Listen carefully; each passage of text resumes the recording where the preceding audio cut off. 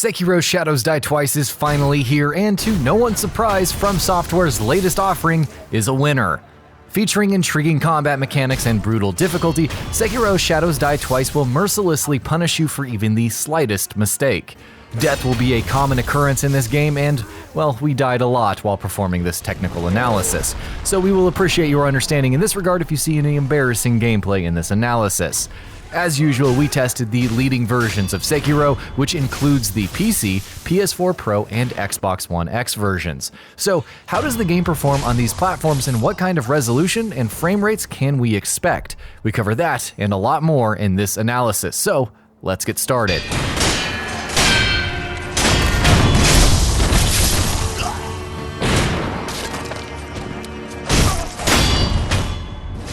On the console front, we analyzed the game's performance by taking some sample scenes from the game and running it through Teardrop and open source software. Note that this tool gives us a mere demonstration of the game's performance because an exact one-to-one representation of performance can only be provided by the developers themselves since they have access to a vast array of tools and profilers. Sekiro Shadows Die Twice runs at an unlocked frame rate on both the PS4 Pro and Xbox One X, and to be honest, in a game which requires precision combat, this is simply unacceptable. The PS4 Pro version runs anywhere from 35 to 50 frames per second, with a substantial part of our test clip running anywhere between 40 and 45 frames per second. On the other hand, the Xbox One X version runs the game anywhere from 35 to 42 frames per second, with a noticeable portion running between 35 and 37 frames per second.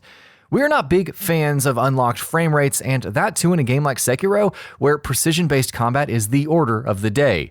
The developers could have easily opted for a performance mode for a locked 1080p and 60 FPS experience, or even better, just locked it at 30 FPS.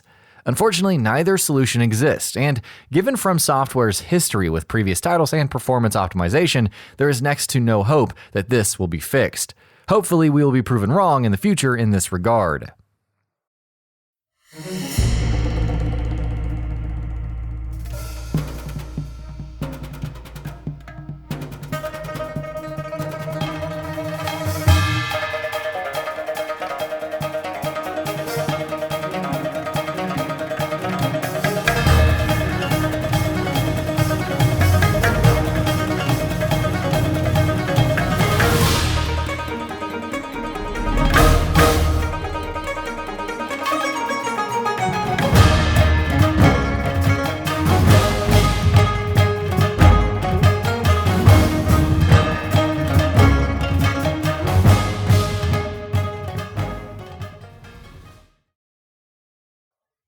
On the resolution front, there isn't much to differentiate between the two versions. The Xbox One X hands out a native 3200 by 1800 resolution, but the case on the PS4 Pro is rather interesting. At first glance, the game seems to be running at the same resolution as the Xbox One X, but on-screen artifact scrolling suggests that the game engine is using a reconstruction technique on the PS4 Pro. The end resolution on the PS4 Pro is still the same, but the Xbox One looks a bit better in this regard due to native support. Other than the performance and resolution differences, there isn't much to separate the PS4 Pro and the Xbox One X versions.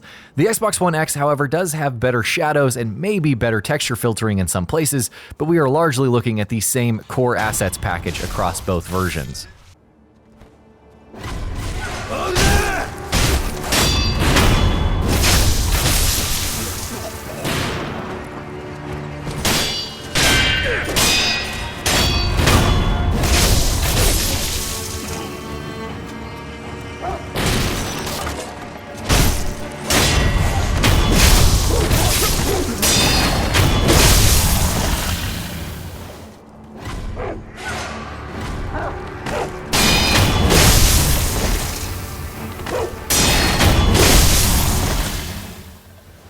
So from a performance perspective, the PS4 Pro and Xbox One X versions are a bit of a mixed bag, but how does the PC version hold up?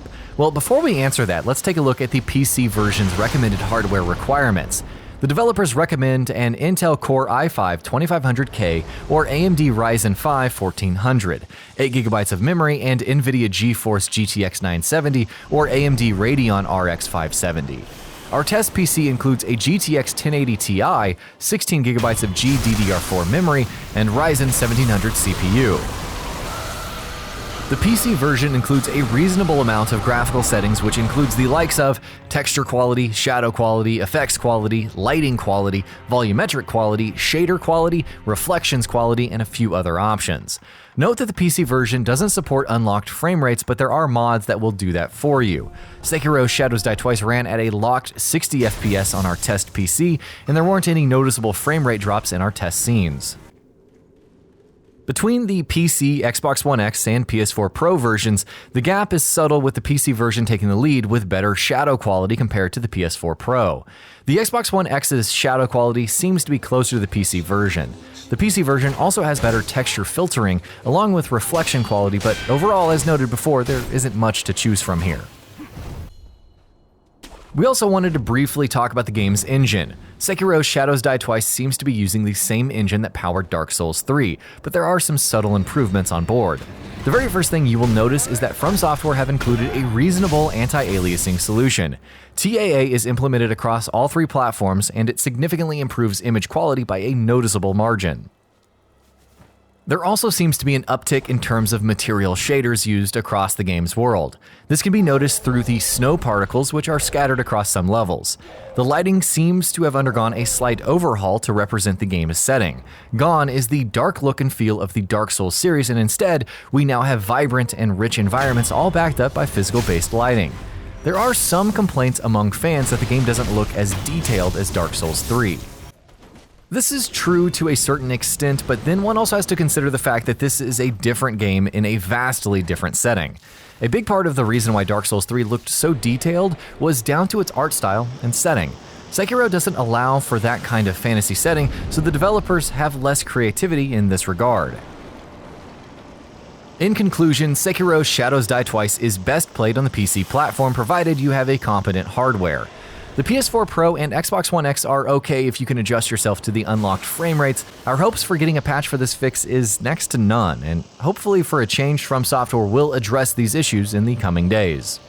And that about does it for this video. If you enjoyed what you watched and want to see more from Gaming Bolt, you can always hit that subscribe button and turn on the bell icon next to it.